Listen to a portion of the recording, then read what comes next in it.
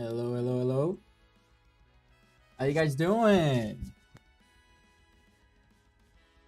How you doing? Seems like a little mess back here. Let's make sure this is all good. At least away from screen. If I need this, I'll use it. How you guys doing? Can you hear me properly? Can you all see me? Everything's good. Oh, I gotta change this here.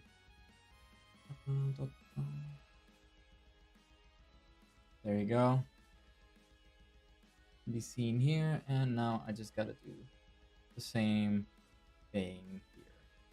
Yeah, multi-stream be like. Sound good, looks good. Good to know, good to know. I'll let him have that. Alright, perfect. Let me just a little dog space. I can be seen anyway, so I will. Alright. So, how you guys doing today? We're gonna be talking a little bit about news. I have a couple of things ready. And today we're gonna do. I set up a whole new way of doing things. So I hope you guys enjoyed that. But yeah. Hey, Bubble Star, how you doing? So, the way this gonna work is as follows. We're gonna go ahead, and I'm gonna tell you about what's happened this week. So there's been a couple of things that has been happening. I know I missed a week, but there wasn't that much news related, video game wise, too big that happened last week. So this week, I still accumulate a couple things that did happen last week into this week's discussion. But let's go ahead and do our gaming marketplace recap, weekly news recap. So, in order to do this, I went ahead and created some slides for us. So, now here we have some slides done. So you're gonna be able to enjoy a little bit of that. And let me just.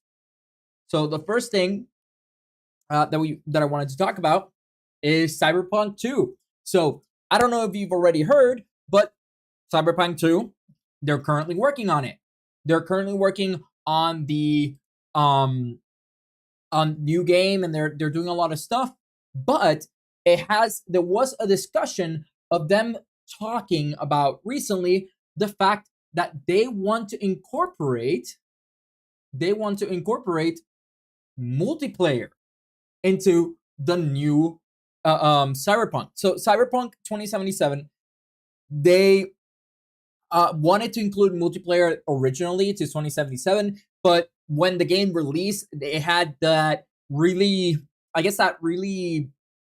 not so well liked feedback according to what ended up happening with with its performance issues and all that. So the head developer decided, you know what, we have to reprioritize. We have to stop putting our eggs into the multiplayer basket and start fixing in the game and making it playable and make it something that people would enjoy playing single player in the first place, right?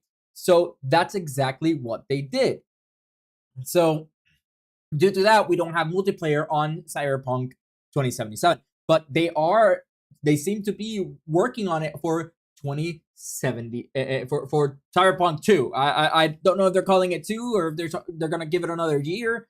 I don't know how they're gonna go about it, but yeah, for the second Cyberpunk.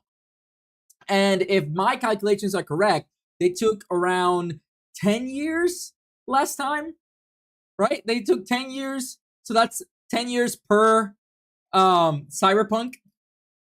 So if my calculations are correct, yeah, that means that they have, taking into account that they have the base game made, right, with Cyberpunk 1 already being made, and they can just kind of build on that, on top of that, then that I would give it that this would be cut in half.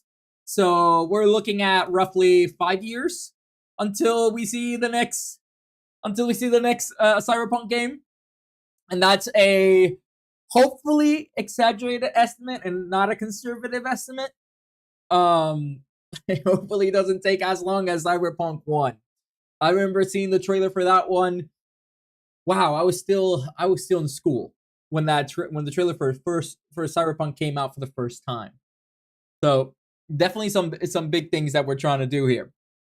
Now, I see something tells me Cyberpunk 2 is going to be like Cyberpunk 1 1.0 build. That's what I'm hoping they don't do, right? I'm hoping that they've learned from their mistakes, and now that they have a working model, they just build upon that working model, and thus they can use that to do the second one. And all they need to do is maybe the engine is there. The engine is already running. They fixed a lot of the issues that they were having. So they just have to reuse that engine and then just change the landscape a little bit, right? Change maybe the buildings here, maybe the buildings there. But the general idea of how NPCs work and the general idea of how the cars work and weapons and everything, that should already exist in its base, in its it should already exist in its overall engine, right? The engine that they created for Cyberpunk. So hopefully Cyberpunk 2, they won't have to struggle so much talking about Cyberpunk 2, and they are able to actually start implementing the multiplayer that they wanted to implement. And maybe they actually include a third person, because I know that third person was something a lot of people wanted. It's something that we come to expect from something like GTA. So a lot of people did want that third person perspective. So hopefully they managed to do that. They managed to keep the game as clean as it is in recent patches, and add some multiplayer in there. And hopefully, you can play with your friends, and it becomes, who knows, maybe it becomes like another GTA sandbox type of thing. But in the cyberpunk universe, which I think would be very interesting. But they are seeing that whole controversy that we saw in the beginning of Cyberpunk. I'm hoping we avoid. Unfortunately, that's not the same thing that we can say for the next thing I wanted to talk about, which is the controversy regarding Subnautica 2. So for those really big Subnautica fans, do you know that the second game for the franchise is being worked on? Now, there's been a couple of issues recently, and although they expected the early access to be released this year, unfortunately, that's not the case. But why is that? Why is that not the case? What is holding Subnautica 2 so long, especially for an early access? Not even the full game. It's just, the equivalent of a beta. Well, the problem is the following. So after the success of Subnautica, we have two players in this whole story. So Crafton over here ended up buying Unknown Worlds, which is the one that created Subnautica, the first one, right? So they ended up buying it, and they were hopefully funding them to create the new Subnautica that they're currently working on, and they gave them a huge payout when they got bought. It was a really good acquisition, and the whole point is that they're gonna create that Subnautica 2 in a more successful way, right? Unfortunately, well, not actually unfortunately. So what part of that deal that they had made with Unknown Worlds is that Crafton stated that if they met their metrics, they would have a 25 million, was it 25? No, 250 million dollar bonus. That's a huge number, right? So they were really excited, and leadership was working, and then they've been working on Subnautica, but for some reason something happened, and now we don't have the early release coming this year. And so what ended up happening is that Crafton ended up firing the three leaders used to be owners of Unknown Worlds, they fired those 3 leaders right before their due date for them to receive that huge payout. So there's this whole legal battle that's happening right now where they're suing Krafton, stating that they were fired unlawfully, right? And so since they were fired unlawfully, they're doing all this thing, but is Krafton is very insistent in stating that they are not living to their part of the bargain and that they did not show any attention to Subnautica 2. And that Subnautica 2 is not in any way, shape, or form, close to the quality that they expected, right? They expect that there's still a lot more work to be done and that it's not in early access performance yet. It's not early access viable right now. But the developers and the leadership were they were saying that that's not true. That they were ready to release the Subnautica 2 early access this year. They were ready to meet that deadline. But Krafton keeps saying that no, that you weren't meeting deadlines. This is not. You were just pushing this out unprepared because you want the payout, right? So Krafton is basically accusing the developers of trying to push things along or not even showing that much attention. They're claiming that they were neglectful to the development of Subnautica 2 and that they were distracted and working on other projects that wasn't Subnautica 2.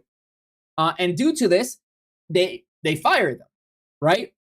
But this started this whole discussion because the developers or the leadership of the development, they were saying, hey, we were expecting that 250 million payout, and we were going to give it to the rest of the developing team as well. We were going to spread it through the developing team and to celebrate that we managed that milestone, right? And got that payout.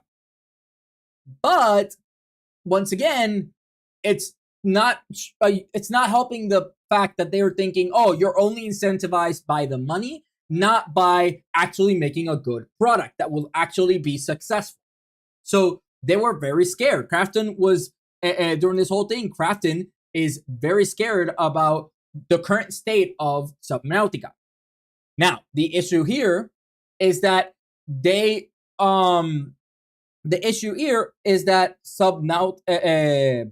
Krafton wasn't so. They didn't have a catalog or they didn't have like a history of malpractice or malperformance from the leadership to really hold a case to state that, yeah, that particular that they weren't doing well, and in other words, to fire them, right? They don't have a paper trail stating that they weren't being responsible and that they were neglecting their work in order for them to be fired. Since they don't have this paper trail, all of this is a he said, she said, and when they went to courts recently, one of the things they stated was, oh, they wanted to release the game before it was ready. But when the court asked them what was the evidence, right, to show evidence and like a track record, they didn't have it, right? So now that's been taken off the case. Now they're still suing them for not giving the game as much attention as they should, but they're no longer in their defense. They're no longer saying that, oh, they were going to release the game early to cash out on the bonus that they were promised, right? Can they revoke the IP rights of Subnautica from Krafton? You can't. Unfortunately, when there's an acquisition like this, so this major company right here, they basically bought the rights to Subnautica, right? The only thing that they could do is maybe buy it back from them, but the only people that lost their jobs here are the leadership. Like there are 3 guys. I forget their names, but like 3 major leadership from unknown worlds, right? But the rest of the development team, they didn't get fired. They're still working on the game, right? So it's this whole endeavor. Krafton did state recently that they were going to extend the deadline. Instead of having the game available by the end of this year, they were going to extend the deadline to have it available by sometime next year, right? Extending it to next year, so that way they can go ahead and complete the game and get that bonus. Now, when this whole thing is happening, once again, it's a legal battle. They're all throwing each other's name under the bus. One of the things that they claim is, we were gonna give the rest of the development team a cut of that payout that we were gonna get, right? And then Krafton is coming here trying to defame them by saying, "Oh, no! In this agreement that we had, you were just gonna give 25 million of that cut, right? 25 million of that cut to your 40 employees, right? But then those leadership would keep 225 million for themselves, right? For former leadership team." And they're saying, yeah, this is all scummy. They're just trying to win the press. They weren't actually going to give any money to their team. And I don't know about you, but if you run the numbers, if I weren't part of that team, that development team, and they gave that 25 million divided by 40 people, that's roughly 625K, right? That's roughly 625K per person. I don't know about you. I mean, I would love for it to have been 40 million instead of 25 million. Everybody gets a mil, right? That'd be amazing. But I would not complain if I got 625K as a bonus at the end of the year, right? When we develop the game, when we publish a game. So this whole thing is like, sure, they weren't going to give the entire payout to or divide it evenly amongst everybody that worked on the game, the full team, but still they were giving a huge payout to the people involved. So they're trying to like make them seem worse than they are, and just because you're not going to give them a higher amount does not mean that they're not giving them a substantial amount, right, to their team. And then I heard the boycott happened due to devs of Subnautica 1 being fired, essentially. Exactly. So that's what I've been saying now. So that brings us to this guy. So the only person that could technically be considered as like having their attention divided is that person who has their attention divided is mainly this guy. Right. This is Charlie. I forgot the full name of the guy. I'm trying to remember. I think it's Charlie. Give me a sec. Let me see if I remember. Let me look it up real quick. Subnautica leadership.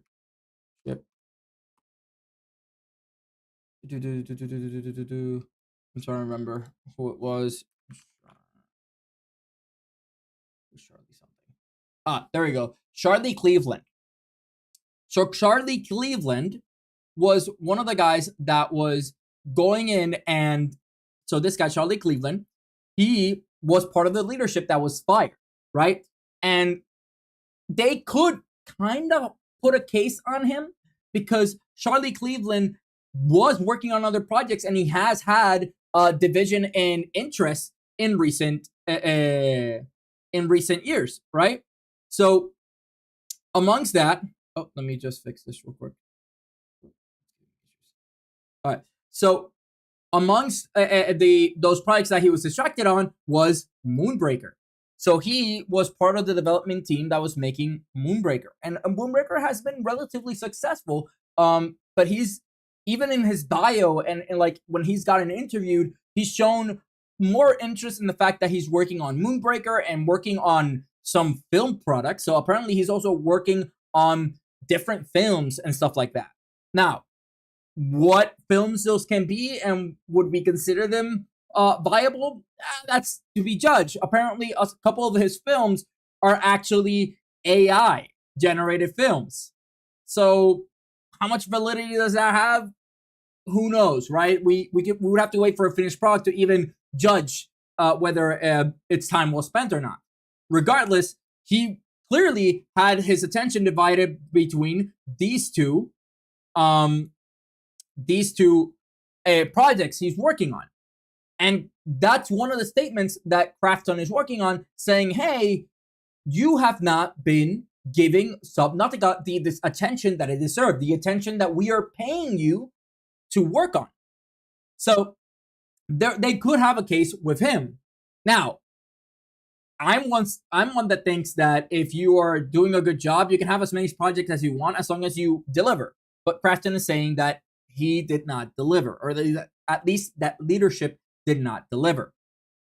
Now, I still think that if that's the case, right, then you could just have gone and filed a report and fired just this guy.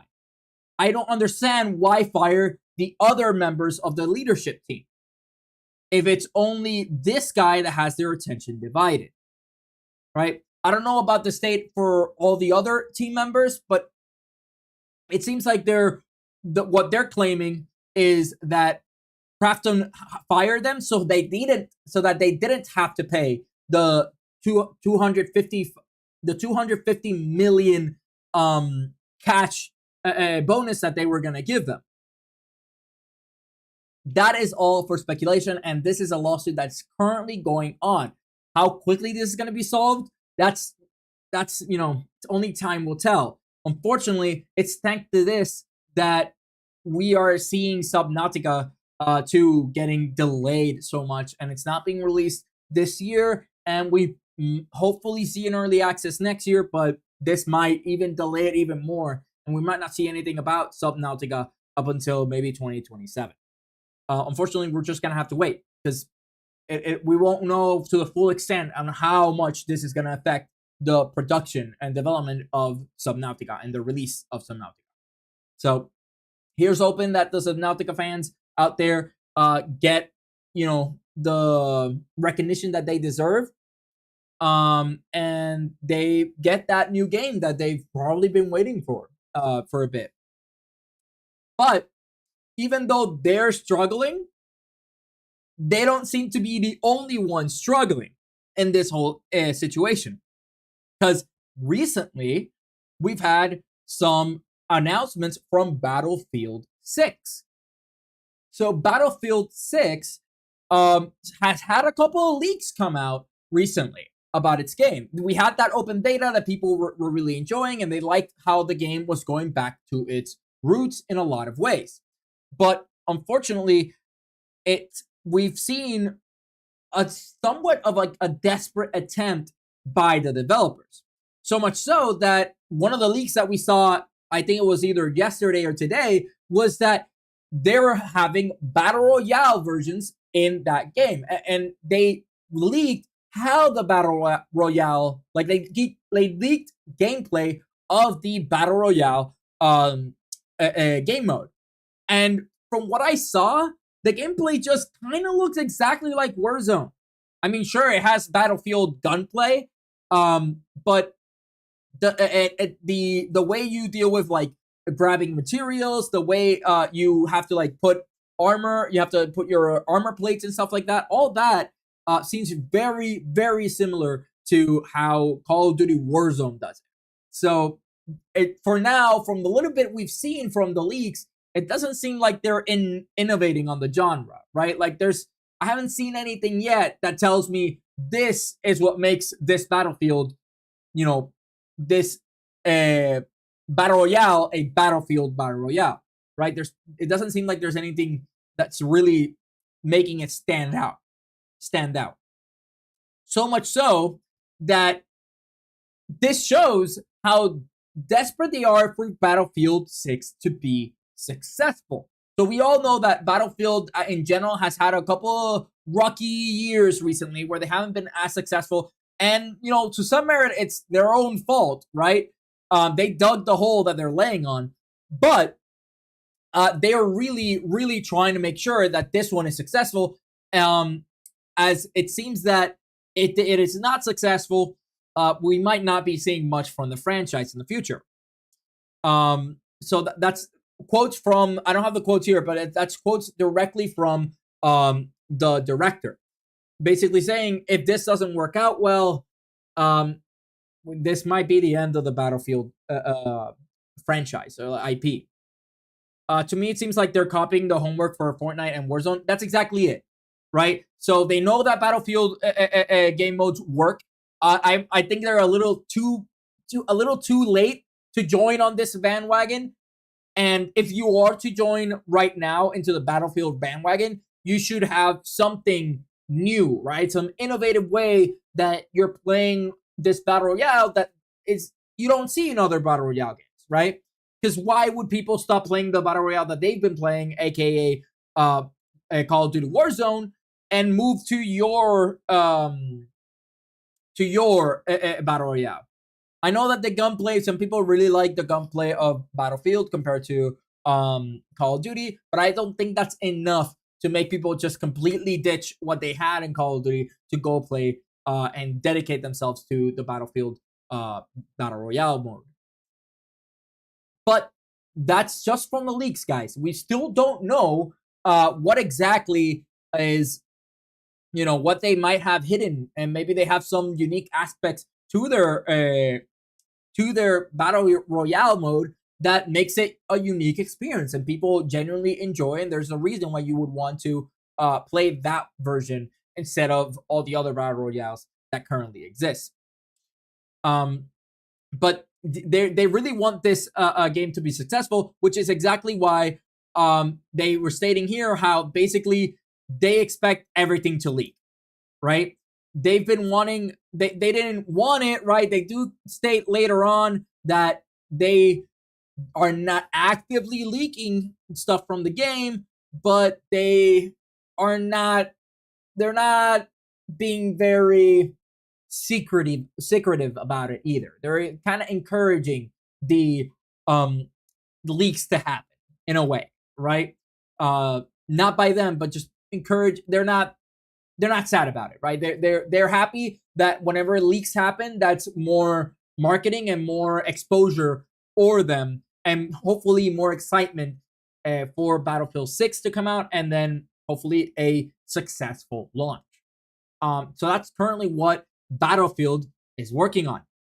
They're really working on that defense, and they're one of the best ones that can portray the military, at least like one of those, like, it's a franchise that portrays the military in a more realistic sense compared to the arcade shooter that is Call of Duty.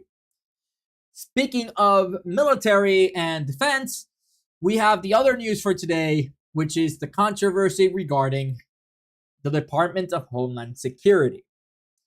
So, the Department of Homeland Security recently sent out a video of themselves.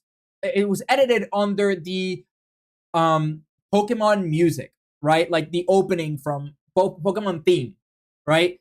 In this case, instead of like gotta catch them all being Pokemon, it's gotta catch them all being illegals. And I don't care regarding your views politically or anything like that. We're not talking about that. But I just feel like this in general is in poor taste, right? You wouldn't do this to prisoners and U.S. prisoners that exist nowadays, right? You wouldn't say gotta catch them all for somebody who's just ended up in the bad side of their life and committed a crime. The worst part, or I would say the worst offender of this, people have actually called out on Nintendo not suing. So that's one of the things I want to talk about later. But basically, they've created, they didn't just do a Pokemon reference, right, and do gotta catch them all. They did something even worse, which is that they started making cards like as if they were Pokemon cards, and there were actual people that they've prosecuted or that they've put on their bars, and once again, this is, I feel like, in super poor taste. Not necessarily because of uh, uh, um, what their crime or anything like that. I feel like any prisoner should have the decency to not have their mugshot just be completely plastered out like this and just made fun of. I went ahead and blurred the faces and the names of all the people in these cards, in these images, but the original pictures are just their pictures with their full legal name and what crime they were convicted of. And also the flag in the background stating what country they're from, right? This is, once again, I just think it's like taking it too far, right? I think that you wouldn't go to a prisoner and make a card game of a bunch of prisoners that are in jail right now, right? I feel like that's in super poor taste, and it's just dehumanizing in a lot of ways. Like, where do you draw the line? And that's leads us to the next question, which Sans asked earlier, which is, will Nintendo sue?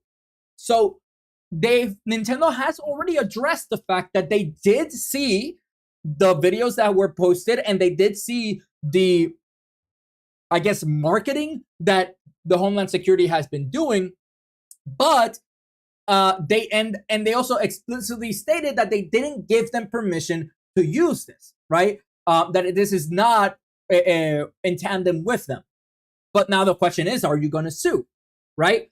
Nintendo is very quick to sue, especially those companies that are, I guess, have less resources to fight back. But would they go ahead and sue the government, the U.S. government, for this?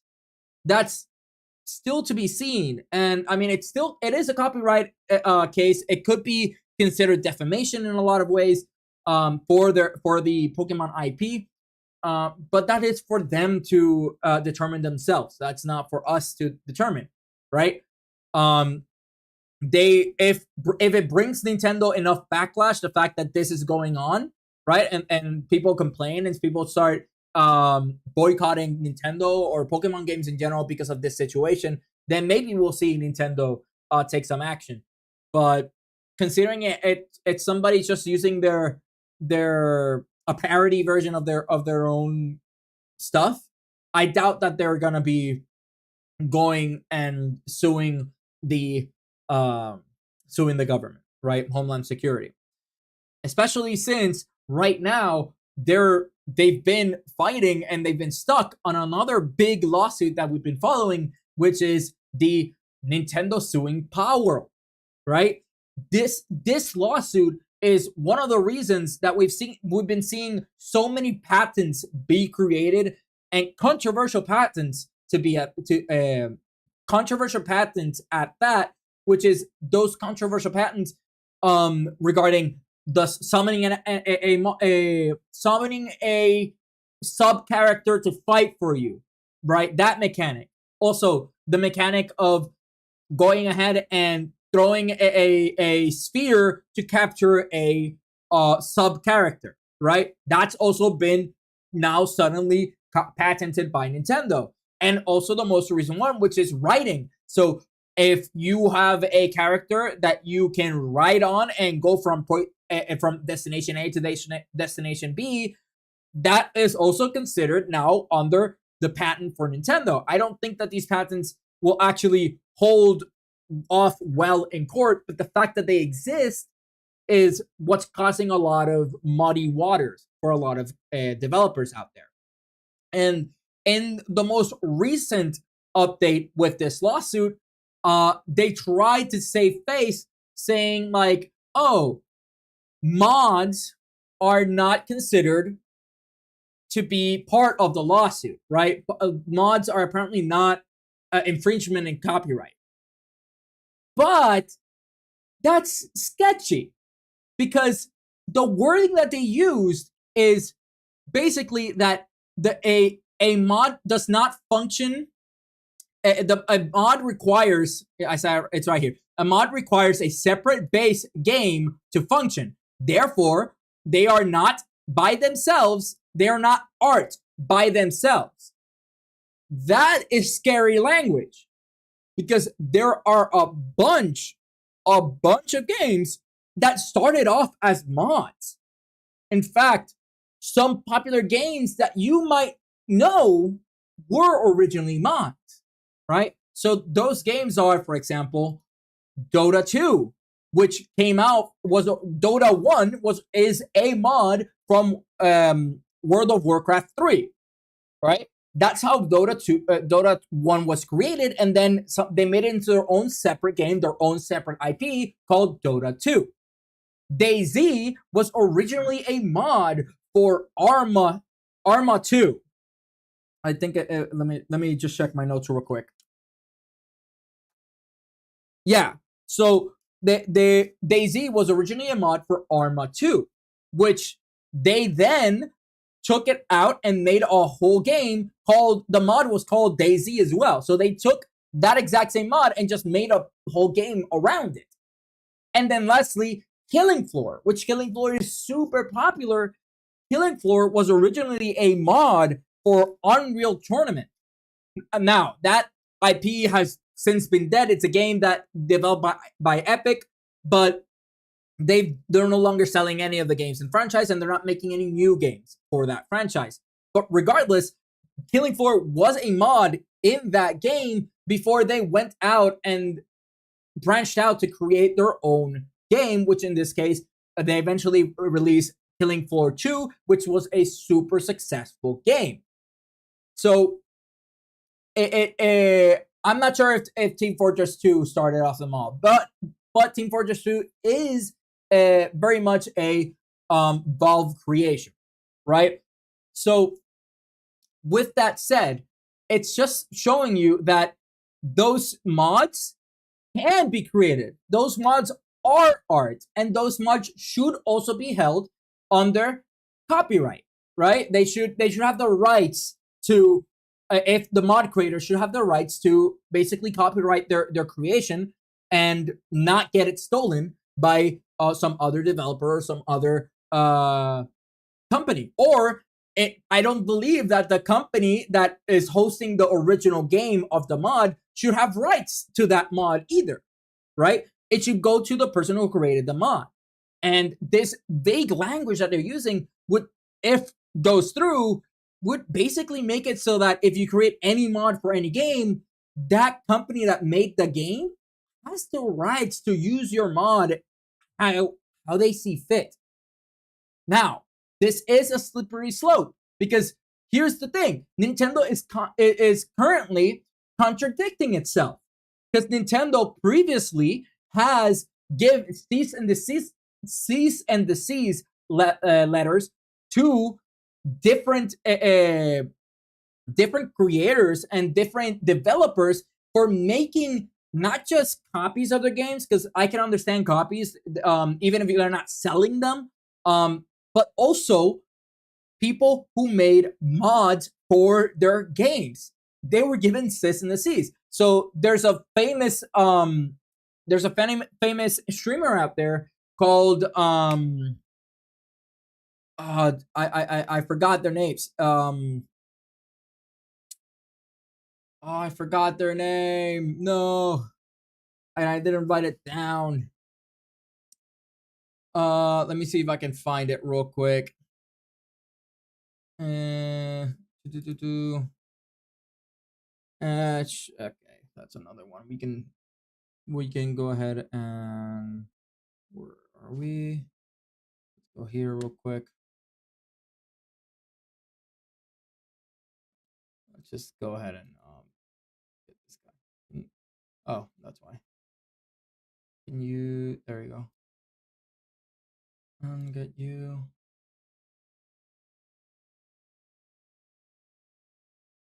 And then ban. Where is it? God dang it! I'm trying to. Sorry about that, guys. I'm trying to get rid of this real quick. Damn! Suddenly, I got so many different bots joining in. Oh, it's the same bot. Jesus Christ. Let's ban him. It's the same bot talking over and over. So there you go. The bot has been removed already. Anyways, so with that said, so the I was now I remember what I was doing. I was looking for the creator that did this. It was I have the name like right in the tip of my tongue, and I can't remember what's the name of the content creator. Give me a sec.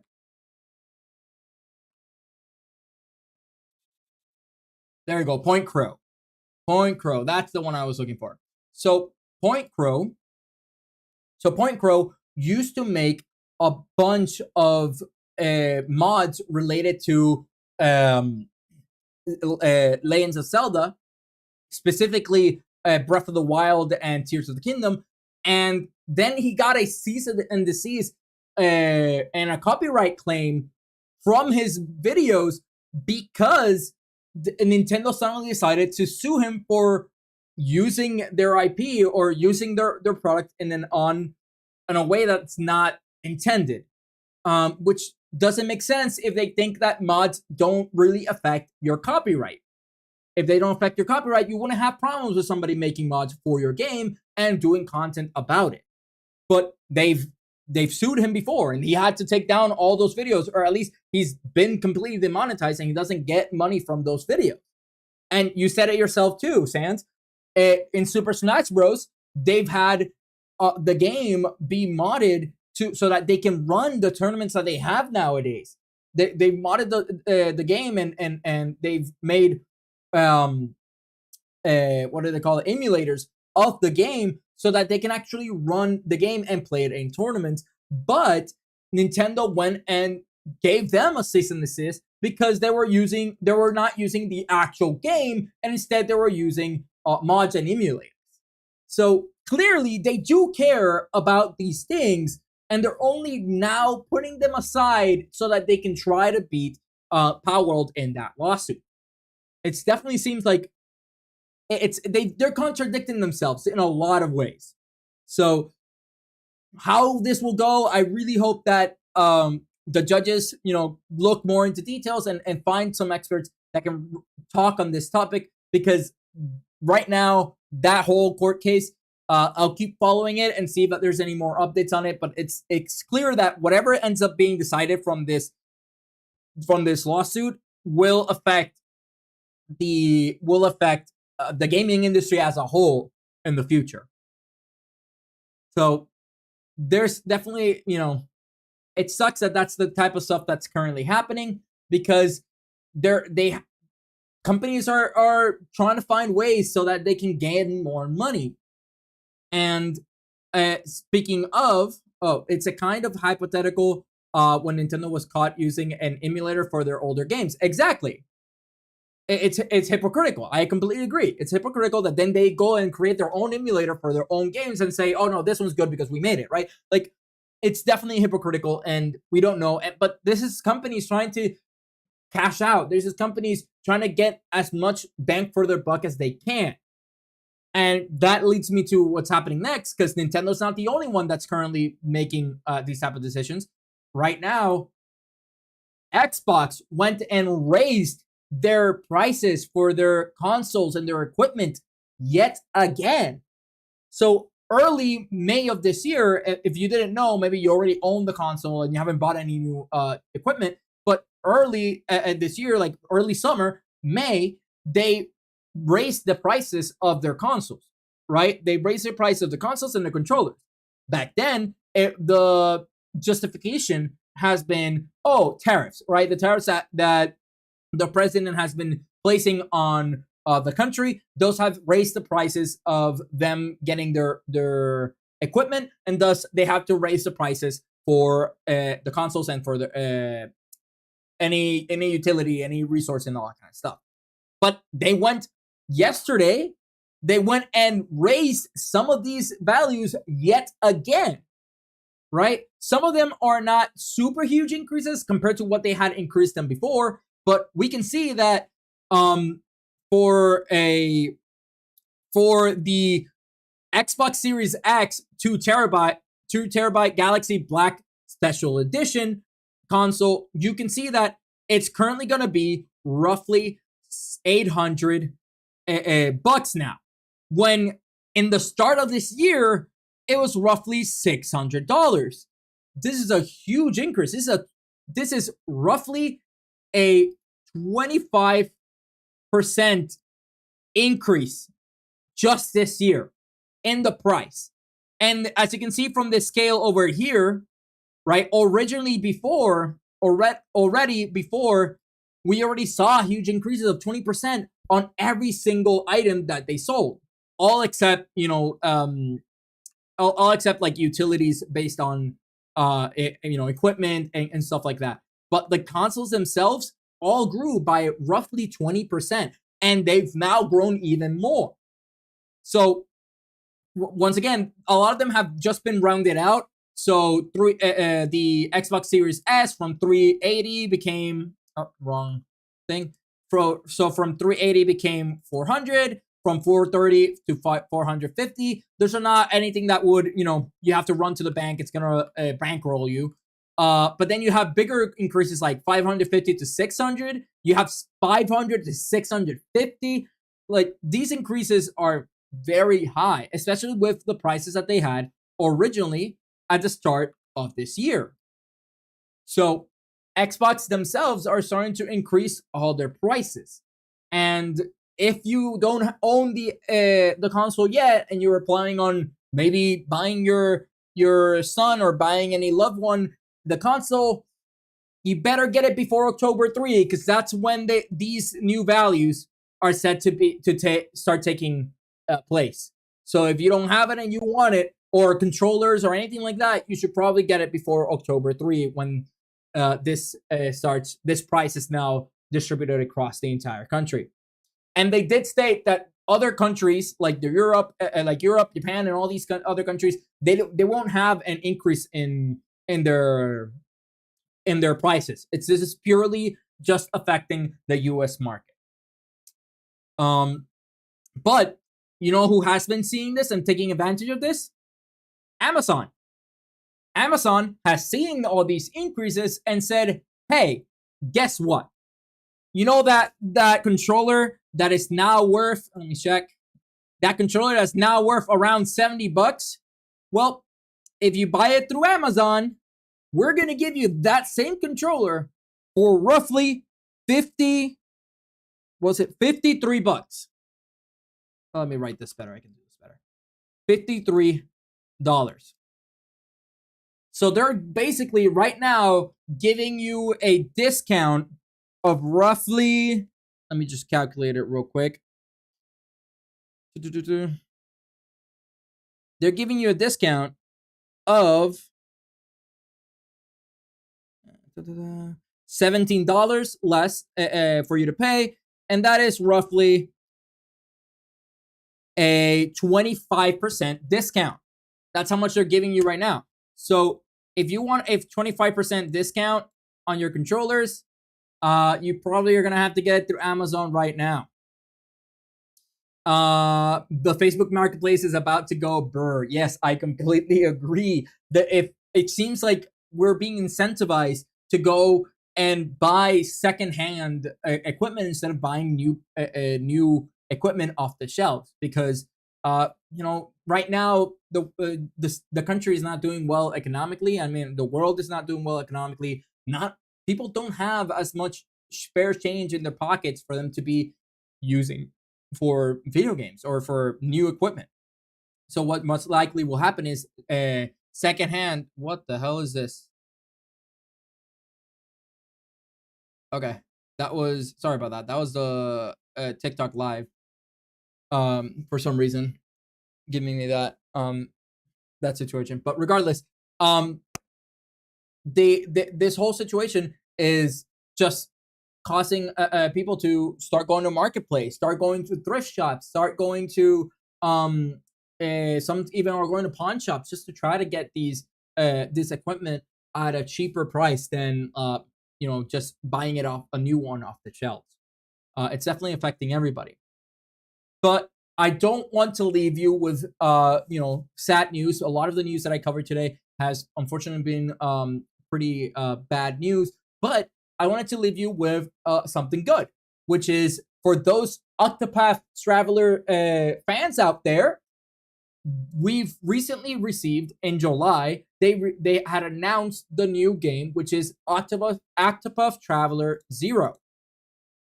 We recently got a new gameplay trailer for Octopath Traveler 0, which seems super interesting. So apparently, this new game is gonna incorporate like city building mechanics. So the story behind it is basically that the story behind it is basically that they your village got ransacked, they got destroyed, and so now you, the hero, are trying to go ahead and get their their their town, their tiny town, and rebuild it and get revenge for the carnage that the enemies left. Right. So with that story plot, we get the new building mechanic, which seems super interesting. You're going to be able to build your town as much as you want. There's going to be a little bit of an economy that you have to manage with your village, but you also have a new feature that they're including, which is the invite feature, which is what we have down here. So the new invite feature is that when you go around in your quest, you're going to start meeting new NPCs, new people around the world.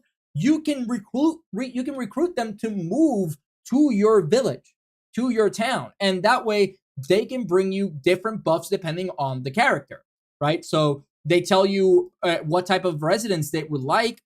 They tell you their interests, and you get different buffs from them, or you get different stuff that they can skills that they can do that will help you grow more in your town. So honestly, this feature super interesting. I might even play Octopath Traveler. I haven't really played any of the other Octopath Traveler games, even though I know they're really good and a lot of people love them.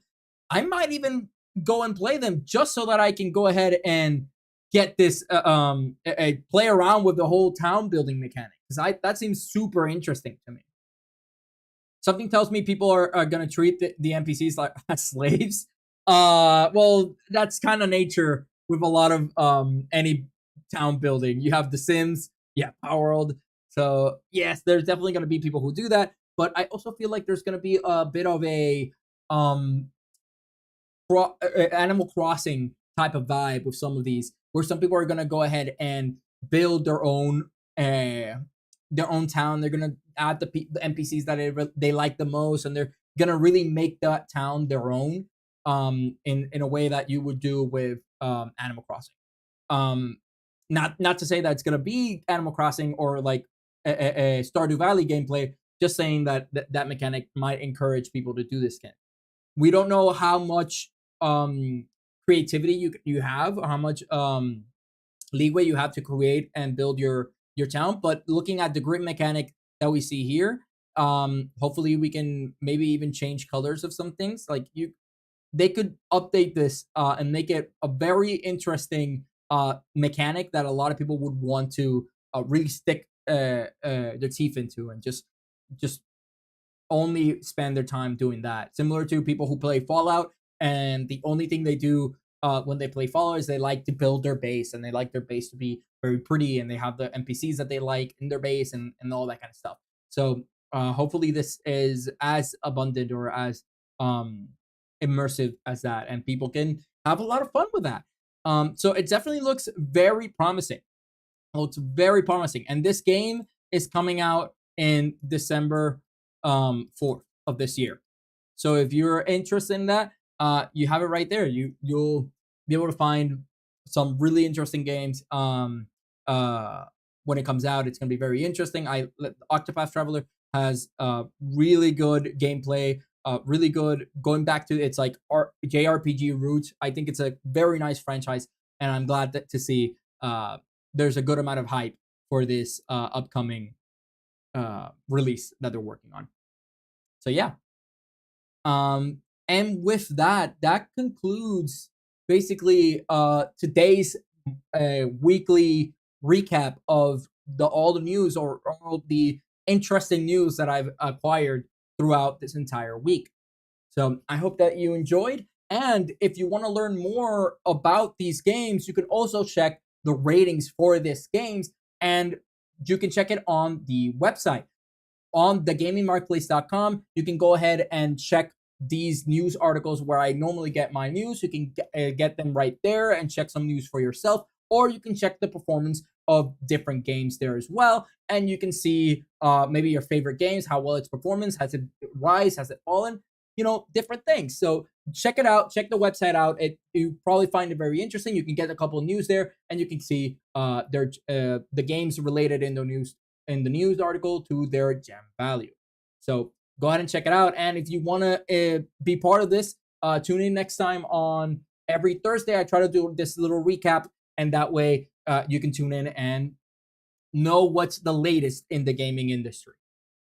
But with that said, thank you for liking, subscribing, and clicking that notification bell, and I'll see you in the next video. That's it for the YouTube portion of it, right there. But yeah, so that is the news segment for today. I hope that there was a lot of interesting information for you, and I hope you enjoyed this little format that I'm trying out, which is like doing the slides and showing you guys the news, talking through it, so you guys have some visuals when I'm giving you the news. I saw a popular streamer that I watch. He's called the Atriarch. He does something similar to this, and I was just like, "Oh, I could do that for my news." So I hope that that you enjoy this, and it's also might be easier for me to convert this into a video in the future since I already have some graphics to show. So yeah, so that's the news for today. Are there any questions regarding anything that I discussed in the news today, or maybe something you want? Maybe I have more information on it, anything like that. Any comments?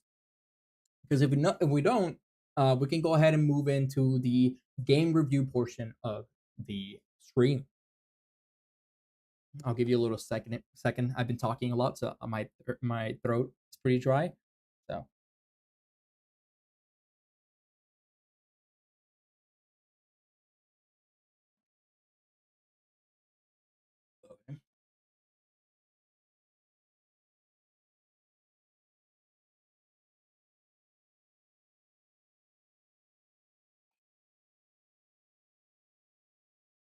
yeah, damn, TikTok is so stingy with their how they want their streams. I got a ping saying that I was trying to sell something to get people out of the website, and I think that's when I was talking about Amazon.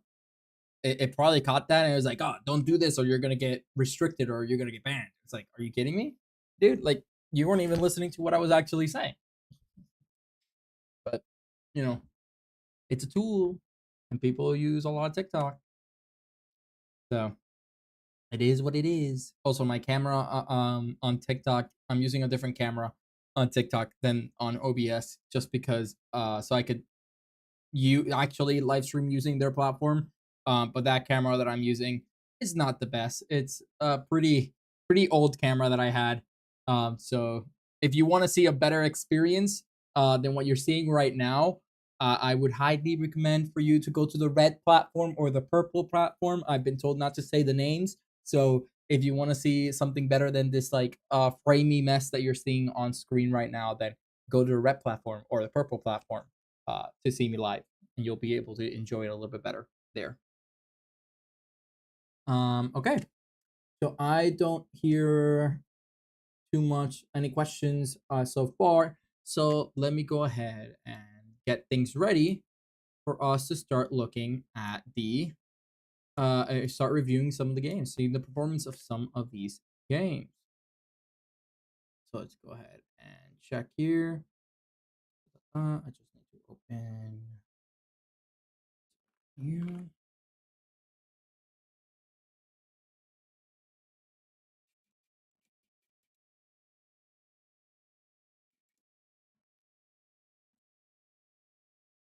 go. And I just have to go ahead and add two new games in here.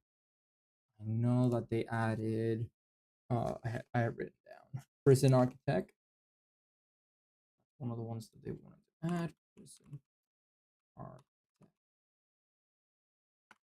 And we also have suggestion for we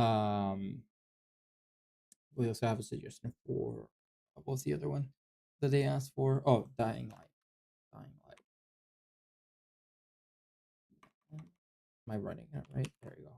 Dying Light. So we have that. You want to check Silk Song? We can definitely go ahead and check some Silk Song. Let me just pull up that data real quick.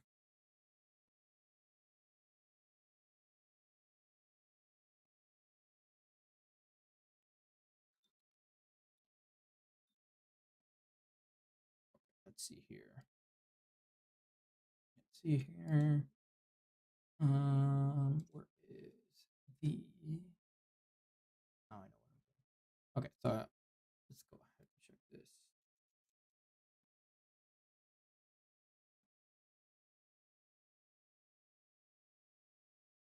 Choose you.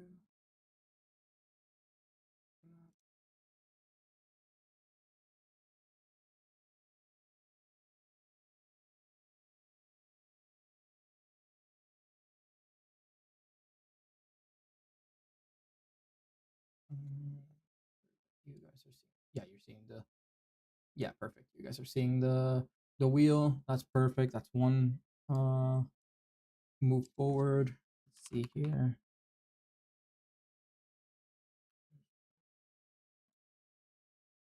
And let's see here.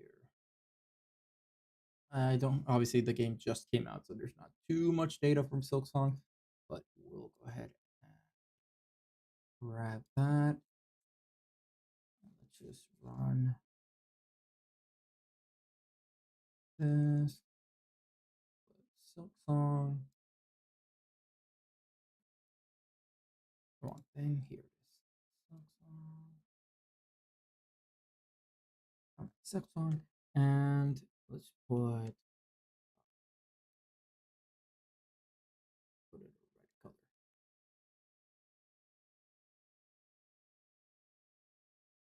All right. So now let's go ahead and run this segment.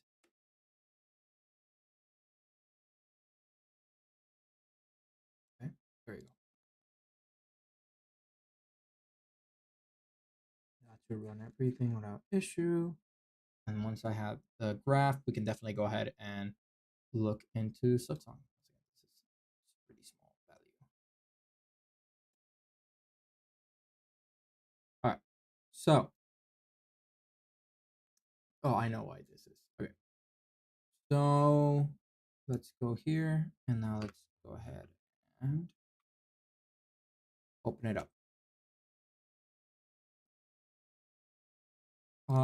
When was it that Silksong came out? I completely forgot when it was that it came out. Let's go open SteamDB.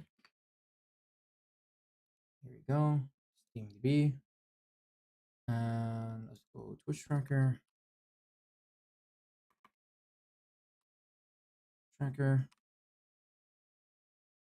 And let's go with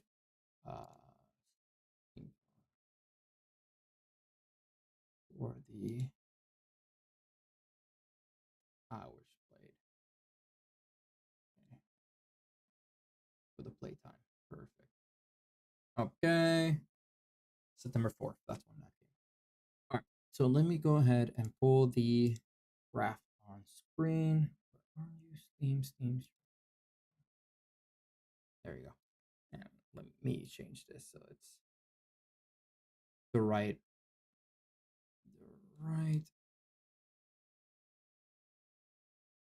There we go. Now I just gotta change on OBS real quick. What's going on here? Why are you hiding? Should be showing now. Perfect. Although this is definitely the wheels not helping. There you go. Yeah. I saw it. It was because I was hiding it due to the previous streams we were doing when we were talking. But it's visible now, so now you guys can have that. Let me just make sure game research. Put you to. Oh, you're already where you need to be. Yeah, you're already where you need to be. There you go. You're like in the bottom, but we'll see you in a bit. Okay. And then so that's the research. And then we need team shards. Here, there we go. Gem shard, which should be there you go. So let me go ahead and hide the wheel for now. And here we are. All right. So this is what we have for Hollow Knight Silksong. So as you can see, there's I don't have a bunch of data. I was gonna manually, I was gonna like input the numbers myself manually for the initial days, because as you can see, we're not I don't have I didn't get Silksong data for the exact launch date. But because as the same way Silksong broke Steam, broke the same way Silksong broke Steam, broke Xbox, broke PlayStation, broke Nintendo, it broke the gaming marketplace. So I have to manually calculate those values, because for a good amount of time, I was unable to the servers were in which I was taking the data for these games were being unresponsive, and I was not able to actually get the data that I wanted from them because of that. So, funnily enough, I was also affected by the great popularity that was Silksong and all the servers going down. Since I rely on all those servers to get my data, I was also affected by that. But fear not, I can always manually calculate the values that we're missing from this chart here.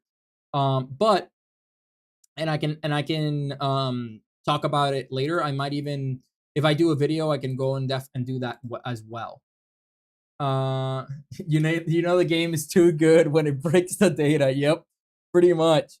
But I have from the 16th. So that's the most recent data for Silksong is from the 16th onwards, from September 16th. I'll go ahead and try to get the manually calculate the rest of the data of when it launched and everything, and then we can compare them to how it was right now.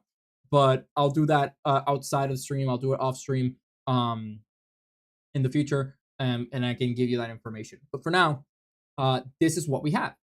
So can you like interact? Why are you not showing me the thing? Why are you giving me issues right now? There we go. All right.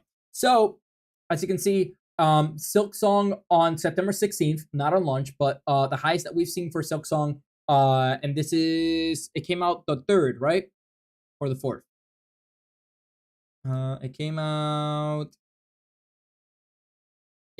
on the 4th. So it came out on the 4th. So this has been roughly 2 weeks.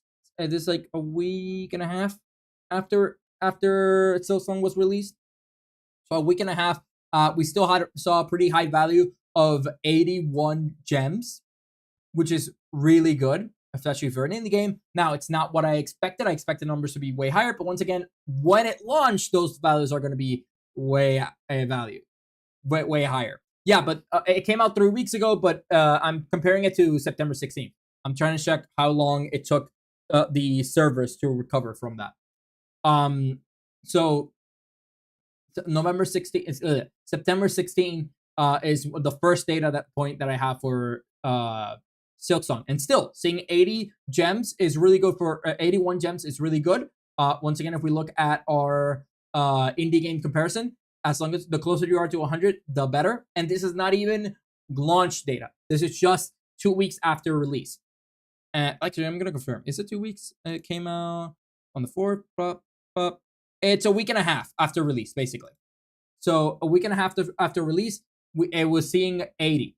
Now, the Silksong has died down pretty quickly because not because of any faults of Silksong itself, but more because everybody started streaming and binge playing the game and passing the game like this. Everybody was passing the game super quickly. So now you are still seeing some people play, but you're not seeing as many people play Silksong or as much content coming out, other than like some lore videos that are coming out for regarding Silksong, mostly because once again, that huge hype when it came out, that huge jump, a lot of people and could beat it in a week and a half, right? A lot of content creators beat it super quickly in a day, not because it was easy, but because they just streamed until they beat it. So thanks to that, we definitely see these values here, which we see it going down. In as time goes on, we see the value going down more and more and more until what we're seeing right now, which is a few people that are are interested in Silksong but are not diehard fans, or there are some diehard fans who are playing it even after they beat it, and these numbers are also being influenced by maybe some smaller creators that now that the hype has gone down a little bit, they can now play the game and not be overshadowed by all the bigger creators playing the game. So that's what I'm assuming what it's encompassing, the values that we're seeing right now. And that is why we see this drop from 80 to right now seeing roughly 21 gems, 21.9, which is basically 22 gems as of literally yesterday. That's the most recent value we saw yesterday. So it's still pretty good. Once again, 20 gems, double digit value for an indie game is still really good. I expect it to maintain this for a bit. It might go up or down depending of a streamer or anything like that plays it, but I expect it to be roughly staying around this length unless they take an update or they do like a major patch or suddenly they start allowing mods into the game. Yeah, that'll definitely bring it up. Or it's people who need or it's people who need to, in the words of Hornet, get good. Okay, that's also the case. People who have not passed the game and are still playing it to this day. That could also be what we're seeing here in regards. Oh, I wasn't showing the screen to, give me a sec, because I wasn't showing it to the verticals. I've been talking about this and I'm not even showing it to the vertical viewers. So let me make sure that this is being shown to them as well. So just give me a sec. Game chart, yes. Okay. Okay, perfect. So that's the vertical. There's that. And then we'll deal with the other ones later. And then let's go ahead and also go on TikTok. And on TikTok, let's go ahead and add a new source. Add a new source. Come on. Not a new scene, a new source. Thank you very much. All right, so we'll do a window capture. We'll add. Call it game chart. Gem chart. What are you doing? Window capture. Okay, there we go. And let's see here.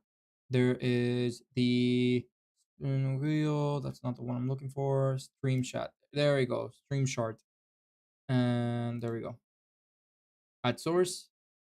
And now they can see the chart we're talking about. I'll have to add I'll have to add something else later, but for now we can leave it as that. So yeah, so basically like I was saying, this is the general this is the general performance for Silksong. Still really good, and this is seeing it after 3 weeks of it being released and most of the hype being whittled down. Because honestly, I don't blame them. There's been so many good games being released right now that people are getting a game, beating it like this, and then immediately jumping into the next game. Because there's so many good and interesting games that are being released right now. So I don't think this is in any way, shape, or form fault of Silk Song. I think it's just like a really big year. Oh, okay, that's my mic just turned off. Off. Awesome. It contains unoriginal reproduced content. This is aligned with. What do you mean unoriginal reproduced content? This is my content. This is my feel. This is my stuff.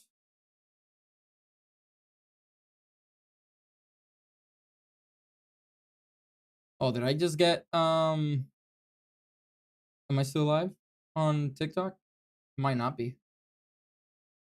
I'm still am. But this is my content, so I don't know why TikTok is assuming that it's not. Anyways, so yeah, so this is the performance for Silksong, and that's what we've been seeing. Okay. So those are the gem scores, and we can definitely go ahead and jump to the next one, which is let's spin the wheel on Twitch. Yes. What do you mean on Twitch? Yes. Uh, TikTok giving crap about you using your content. Yeah, pretty much. Saying that I'm using like unoriginal content or something along those lines. Probably because it's seeing out, I guess, website. It thinks I'm showing data that's not mine from the website. Whatever. Anyways, so let's go ahead and bring out the wheel. So let's go ahead and bring that out real quick.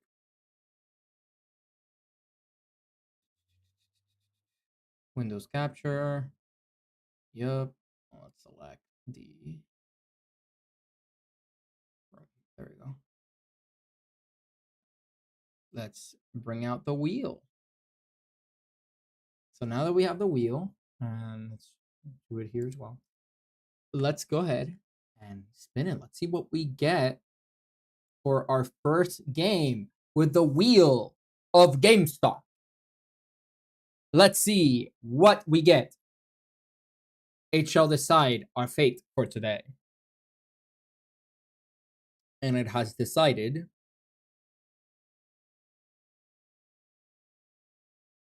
Ultra Kill. So Ultra Kill will be the first game we're going to cover. We're going to be reviewing today and checking its performance. So let's go ahead and pick up. Let me just copy paste that so I can get that data and present it on screen. So let me go ahead. And here it is.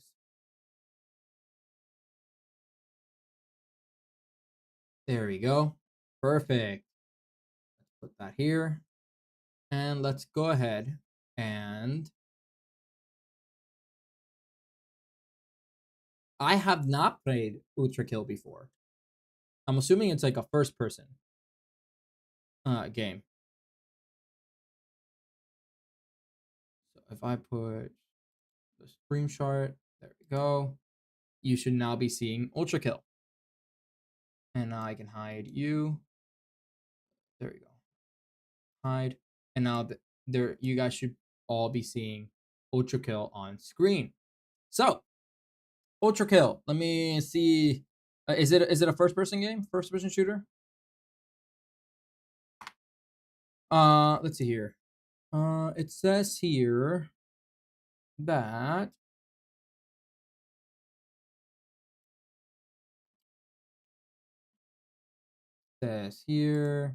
we have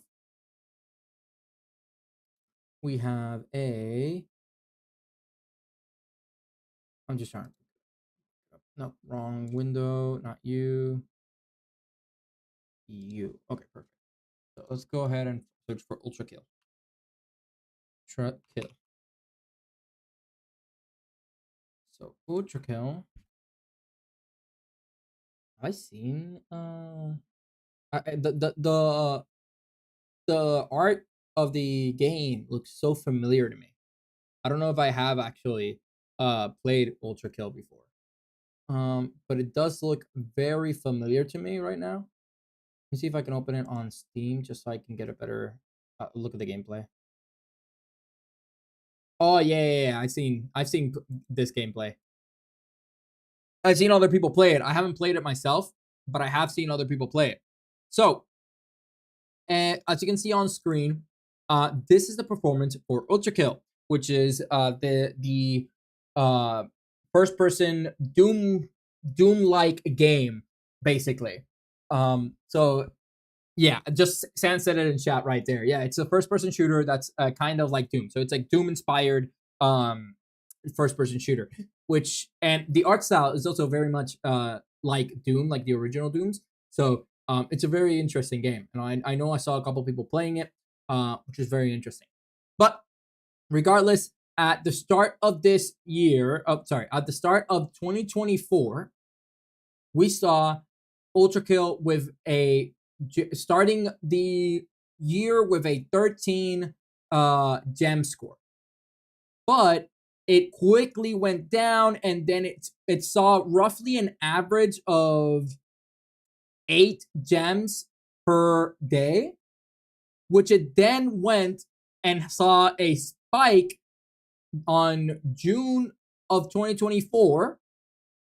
It saw a spike, seeing that summer 16.4 gems. It saw a spike of 16.4 gems that summer, that very summer. But it didn't keep it for long, as it went back down once the summer was over. And it went back down to an average of 5 to 6 gems up until roughly October. Oh, actually, up until December of of last year, January of this year, where it saw another spike, another tiny spike of 12.11 gems. And then it went back down once the school started again. So it seems like it's tied to performance when kids are in school and stuff like that.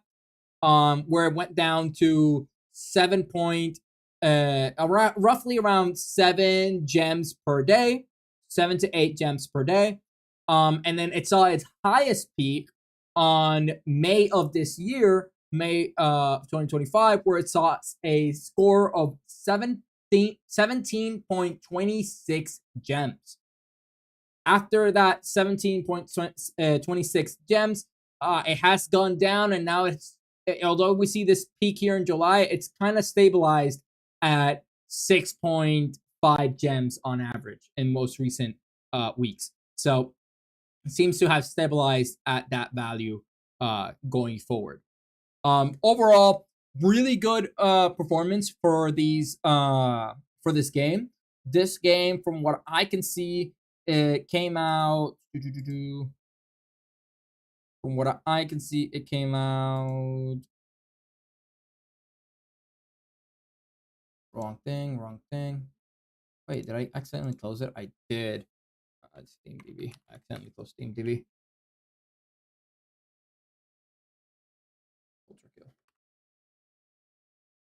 Ultra Kill. Yeah. So it came out roughly on September 2020. So it's an indie game that has roughly 5 years old right now, and honestly, it's doing pretty well. It's seeing it's seeing a couple of spikes here and there. It seems like it's tied to whenever there is kids are out of school and they come back home, or it's like summer or winter break and that kind of stuff. It's where it seems to get most of its traction, much of its traffic, but it's still seeing a 6 gem score for a game that's 5 years old, and you know, it has a niche community that plays it and everything. I think it's very nice. If you compare it to like something like Doom, it would be very low, but you know, a Doom clone, or as some people call it, I think it's doing pretty well, and it's a pretty nice score overall for it to have. But yeah, I mean, who knows? Maybe they do. It's a game. Once again, it's a Doom. It's a Doom game. It has very niche, a big niche. A lot of people. There are some people who just really like the Doom formula and like playing all the games that are like that. I myself am not a huge fan of the Doom formula, of the Doom first person shooter. So that's why I haven't played it nor heard too much about it. But I'm assuming that I'm not alone. There's a lot of people who don't really play that kind of game. So it has a very niche audience that does play it. But hey, at least you're getting 6 gems per day right now, which is a pretty decent score for an indie game. Um, especially in that niche that you're in. So this is really good. I'm satisfied with the score that Ultra Kill is showing. So yeah, I will see if there's any. I want to see why we saw that peak in May. So we're gonna check real quick. Let's see if I can find any correlation with that peak in May. Let's first look at player counts. Let me make sure you guys are seeing that on screen.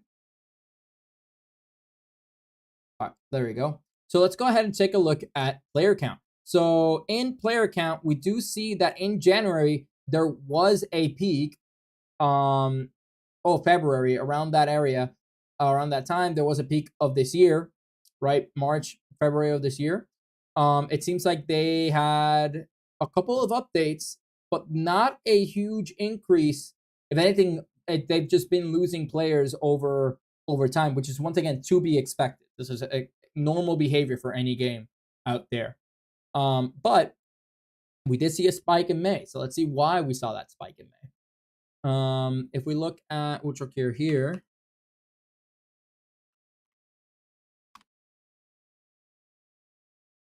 if we take a look at Ultra Kill, we can see that it's not doing bad. Okay, there we go. This is the spike in May. So we can see that in May there was a spike in viewers. Was there a spike in? Was there a spike in channels? It seems like there wasn't. There was in that February time frame that we saw earlier, which is basically that February time frame is somewhere around here, right? We do see it at this spike here, but then we see this one in May being roughly because somebody got probably a big streamer played it and it got pretty high Twitch views that day. I don't see super huge spikes. I think that July spike here of viewers is the reason why we're seeing this. Is the reason why we see. Was I even showing you? I don't think I was showing you properly.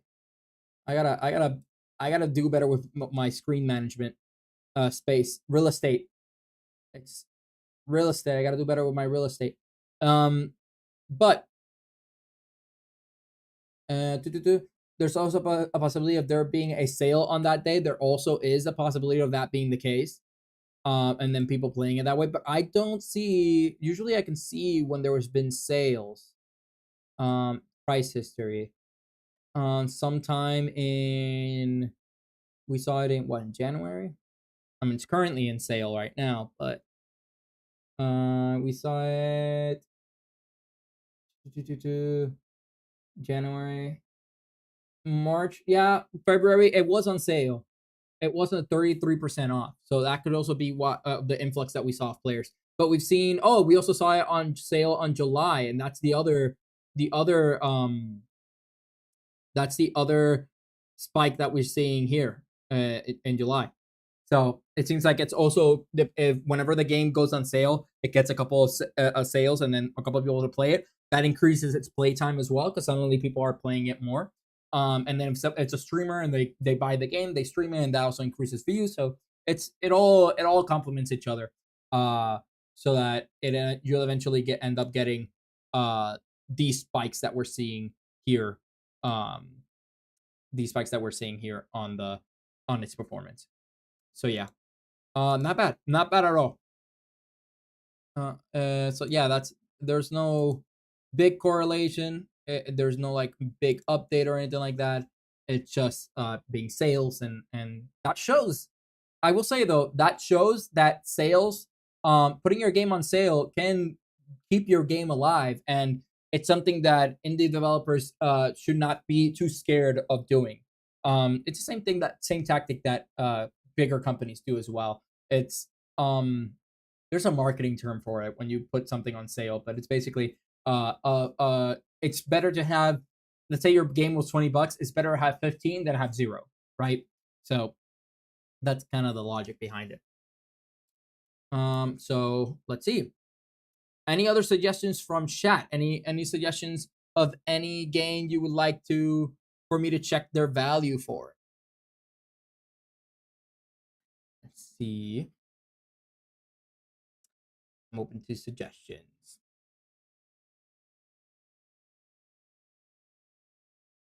Okay. Seems like there's nobody right now making any suggestions, so we might just go ahead and go to the wheel. Might just go directly to the wheel. So let's go ahead and do that.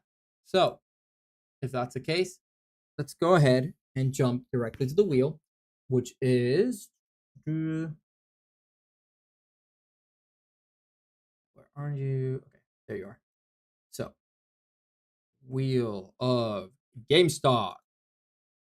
What shall we see next today? I'm covering. Wait, there you go. So the next pick of the wheel of GameStop is Rust. Now, I know for a fact Rust is gonna have a high value because if you go to the website thegamingmarketplace.com, you'll see in the indie game page, you'll see that Rust is number one within the indie games of in the marketplace, right? So, I'll go ahead and pull that up real quick. Go ahead and pull that up. Rust. Why are you not doing it?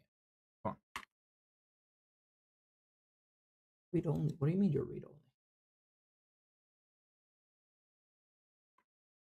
Okay, now you're good. All right. So Rust. Come on. Rust. Okay. See it? Perfect. All right. So I have it here. I'll just put it on screen for you guys, but then I'm gonna head to the bathroom real quick. I'm sorry about that, but nature calls. So I'll be heading to the bathroom real quick, but let me just show you the uh that data. So you guys can skim through it while I'm out. And you can always go to the gamingmarketplace.com and check some of that data yourself. So feel free to do so. I will be right back. Oh, sorry. I forgot. I gotta show you the data. There we go. All right. So I will be right back.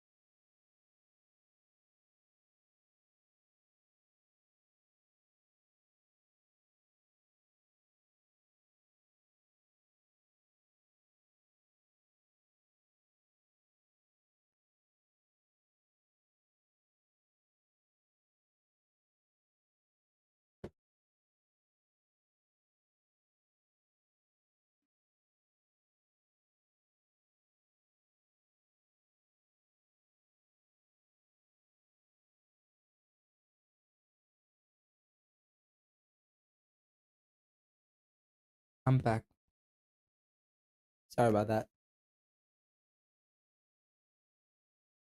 Oh damn, you're right. I should have done that. I should have let Suriel take over for a bit. Let him be the one to talk about the news and everything regarding uh the performance of Rust. That's okay.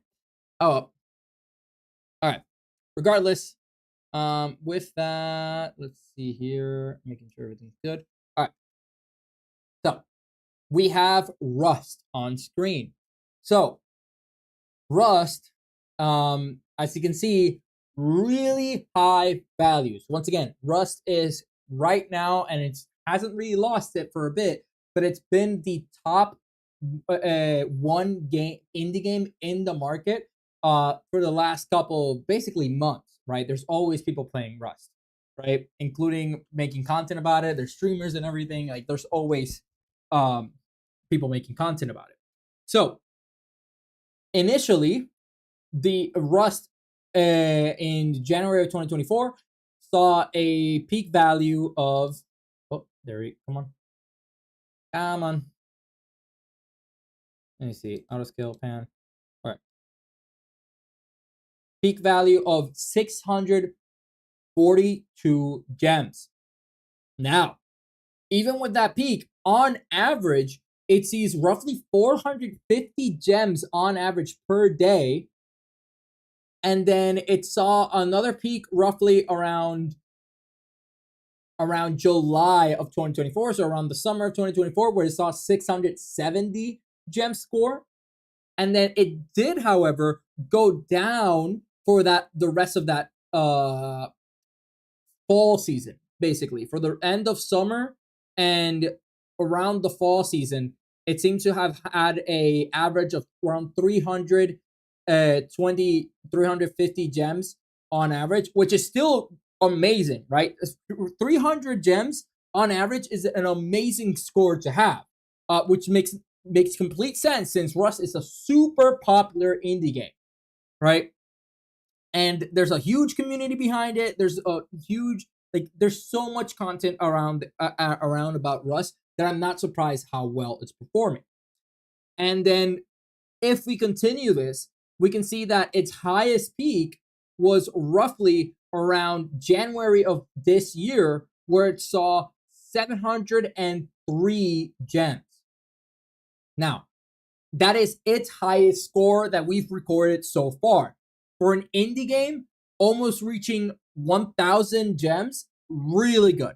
I know that Rust is like very popular, but keep in mind, Rust is an indie game. It did start as an indie game. I remember following it when it was in open beta, and all that kind of stuff. So I'm very happy to see that it's grown and that it's become this huge, basically this giant of the indie industry. At least when we're looking at like survivor games. And Rust, I don't believe has had like gets as many updates as, for example, something like Fortnite. But I feel like even with that, Rust still maintains a solid player base, and they're always adding here and there stuff to keep the community engaged. So really good. Love that. There's a lot of Rust servers. I feel like Rust gets a little bit of like the Minecraft treatment, in the sense that it's like a more mature, if you want to say it that way, a more mature Minecraft, where like I don't want to play Minecraft, so in that case they play Rust, and there's a lot of fun. It's a lot of fun. It's really good.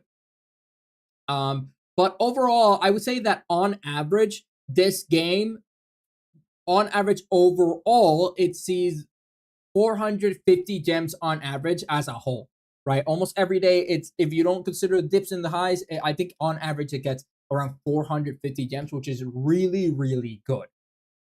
We do see a couple spikes here and there, but it seemed like the most recent spike was actually about around 2 to 3 days ago. Oh, actually, around 5 days ago, where it saw a peak of 644 gems.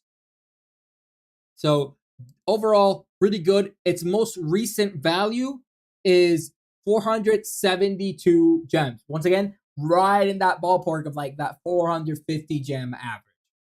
And I wouldn't be surprised if we see similar sporadic nature with so many high peaks. If we go look at its performance in Steam and in like player count and in uh, Twitch views, right?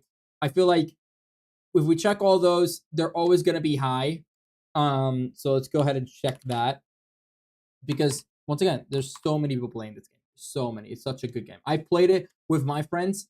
It's a lot of fun. And if you don't have like, it's really good because even if you don't have like let's say a friend group to play it with, you can play solo. And there's a lot of people who go solo runs and do really well while playing solo in this otherwise multiplayer guild type of game. So, yep. In fact, it has seen roughly an increase in performance in the last couple of years. But it does seem, making sure you're seeing it, it does seem like there is they did a celebration for 11 years. So it seems like it's definitely done a good amount. You unfortunately don't have Rust. So I got Rust when it was, once again, in like early beta. So it was a lot cheaper for me, but it was a completely different game than what it is now. Back then, NPCs were bears, like a red bear, like a red bear and a red fox. Those were your enemies. That's all you had, and you would go to like the radiation areas, and instead of like zombies or like people that would shoot you, you would just have bears and red bears and red wolves and stuff like that. So very different game. I think it's so much so that they have like a Rust OG version that you can run uh, if you wanted to play Rust before that. They had a jungle update in May, which could correlate with the this spike we saw in May right here. Yep, this spike we see in May right here. And if we go look at Twitch, I'm assuming we're gonna see a lot. Once again, there's a bunch of streamers that their whole content, their entire content, and is just Rust. It's number 9 on Twitch, so that shows you just how popular it is, how much content there always is for this game. And I'm just gonna take a look at the last year or so. Once again, similar to how we saw in the performance, here we're seeing basically just a bunch of spikes here and there of streamers coming in and out, which is similar to the spikes we're seeing in the gem score. I will check I'll check the actually I gotta log in, so I'm not gonna do that right now. I want to give you my login information. So, but regardless, with that, that's enough to show just how popular and how just how much people invest their time in Rust. But they invest a lot of time. It's a game where you can spend hours playing it when you do a play session. Once again, it's the nature of a survival game like this is that you like spend a bunch of time. I think the closest thing to this would be Minecraft, and if not Minecraft, like Ark Survival Evolved. But I think that's way more niche compared to Rust or Minecraft. So yeah, that's the performance of Rust. Overall, really good. Really good performance. Okay. I'll do one more because I did go to the bathroom and I stayed there for like what 5 minutes ish. So we can do one more, and then I'll probably be calling it quits for the stream. So do you want to do? Do you have any suggestions, or do you want me to just spin the wheel?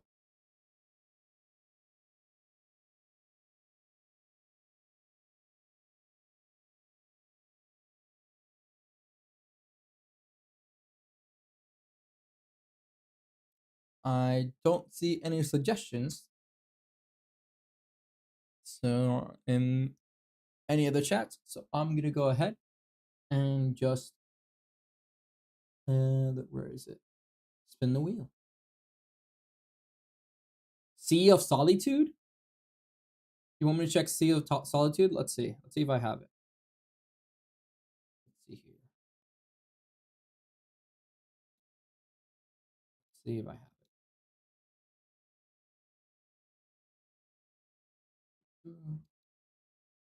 Sea of Solitude. Wrote it wrong. Solitude. Yep, I do have it. I do have it. But you're not gonna be very happy with the performance. How old is this game? Let's check. Sea of Solitude. Sea of Solitude. The game is roughly 5 years old, similar to Ultra Kill. Doesn't seem that popular. I'm just looking at the general player count. The highest player count it's seen all time was around 81. The highest player count it saw was around 81 all time, and it roughly sees like one player, or 1 or 2 players per day. Oh, more like 3 to 4. So it doesn't have that much traction player count wise, and I don't think it's gonna have that much traction content wise either. Sea of Solitude. Sea of Solitude. Here it is. Yeah, it only has like 2 viewers. So if I go look here, there was a spike sometime in March where we saw 286 viewers, but seems like if we include channels, there just usually isn't that many channels making content about this game. There's not enough. And because of that, if I were to go now, I'll still show you the data. I'm not gonna hide it from you. But if I go now, just write that into, no, it's this way. Go now. Go to the code right there.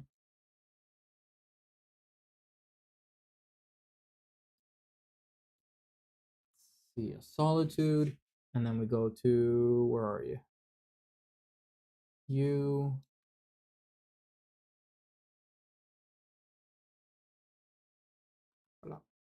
There we go. Yeah. So this is what you're gonna see. So let's just show it on screen real quick. So this is it. So wait, is it not showing? Oh, it showed it in the wrong tab. Wait a second. I'll put it on the right tab. There we go. So this is what we're seeing. Roughly, um, it sees negatives because it's not a free game. So it sees roughly negative 0.3, and then we do see some spikes here and there, which is when you see like suddenly a streamer or something is playing it, so that increases its playtime, and that also increases its views, so that increases the value for a little bit, which the highest it saw is 0.06, but then after that it just kind of stayed. It seems like on average it gets around 0.0, what was this, 0.03, and this one is 0.005. Yeah, basically very close to just zero, a score of zero, basically. Just doesn't seem, it just is not getting as much attention, unfortunately. Um, I'm assuming it's a story game. So if somebody, a streamer plays it, passes it, they don't look at it again. So I'm assuming it's that kind of game. But it must have this niche community out there that love it when they played it. It's just not a, maybe not a replayable game, which is why you're saying what you're saying. And this is also a 5 year. The game is 5 years old, so this also uh could just be that it's beyond its time. It's a story about depression. Okay, then I can definitely see how you pass it, you move on, you know, and there might not be that much replayability once you know the story. So yeah, so that's Sea of Solitude. Let's spin the wheel since that was a short one, and we'll do one more game and then we'll call it. So let's do that.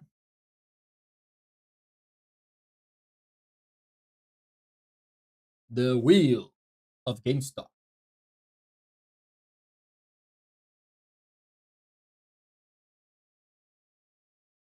Ooh, we're gonna do one of another pretty good classic. Like this is one of the most popular roguelikes out there. So let's go ahead and check for Binding of Isaac. That's a very popular roguelike that a lot of people really love. Especially if you know a certain YouTuber or streamer called Northern Lion. So if you know about Northern Lion or NL, he uh his career started off. He started off his career by playing and binge playing Binding of Isaac. That is the game that he used to play a lot of. Just give me a sec.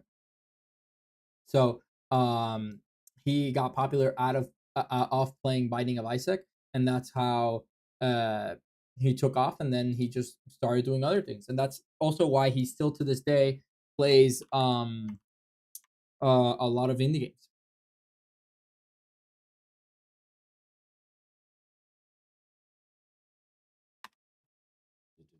Binding of Isaac.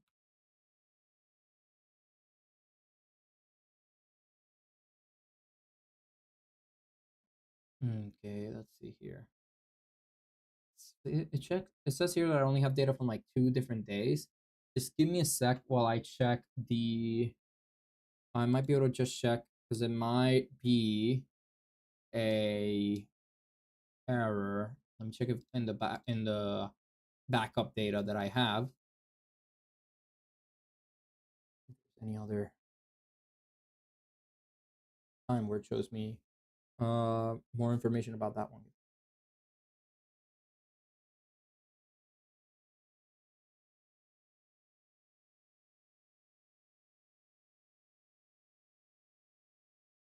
Just give me a second. I'm loading the data, so it's taking a bit to load. There we go. So let's do a control find.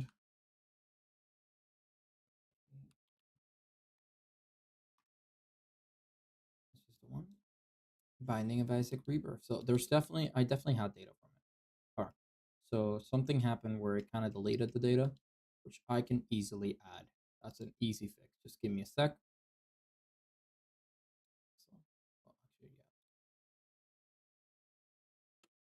Just let me check once the latest data that I have with um, Binding of Isaac to make sure that I get that. I encompass the whole history and not just the most recent data.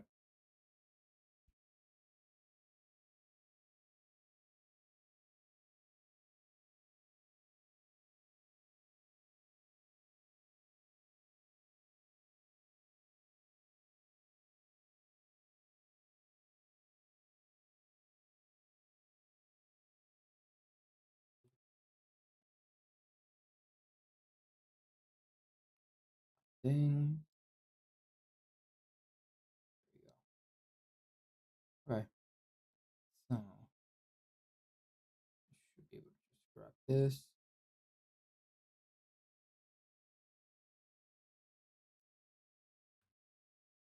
Copy it and then open.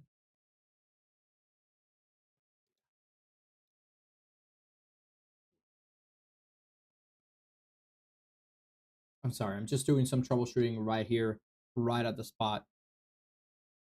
So give me a sec. While I troubleshoot this real quick. I can see the data. So it's something regarding the data that was uploaded is not the full data for some reason on the website. So just give me a sec while I ensure that we have everything we need.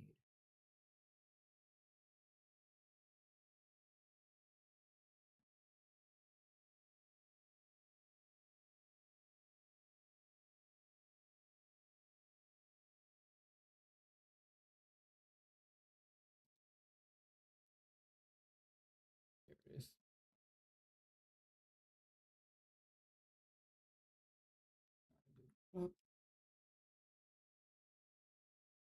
And now that should have pretty much the entire data, except this gap here. Let me make sure I include that gap.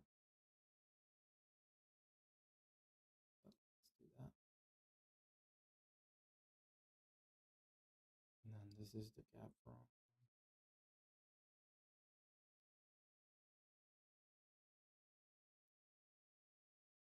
Okay, we can include that for now.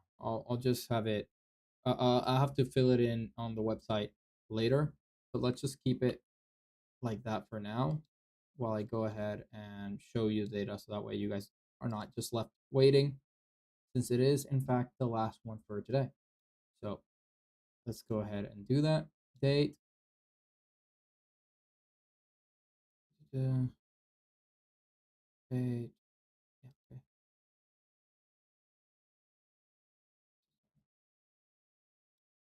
Perfect.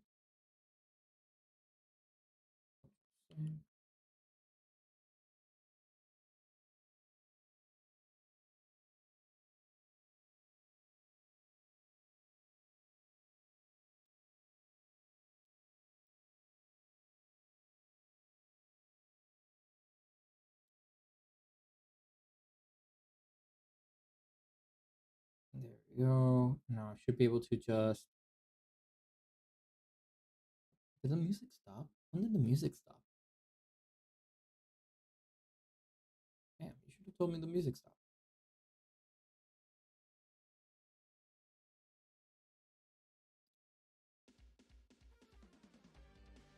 Alright.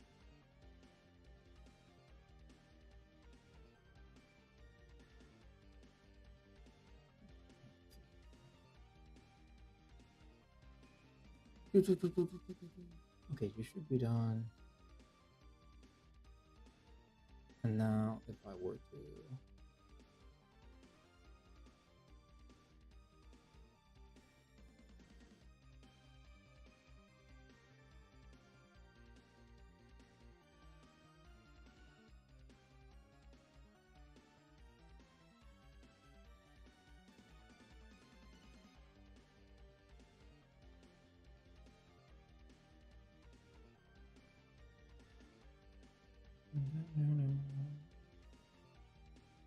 Alright.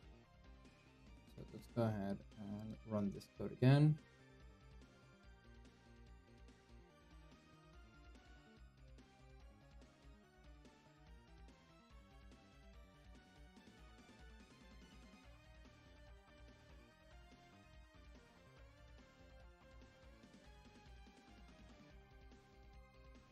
Something screwed up.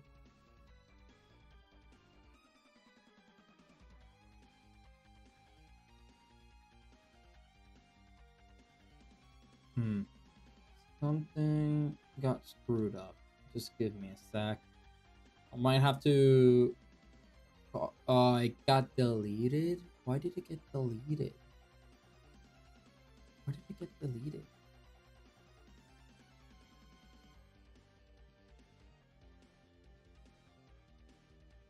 I don't understand you sometimes. I swear to God.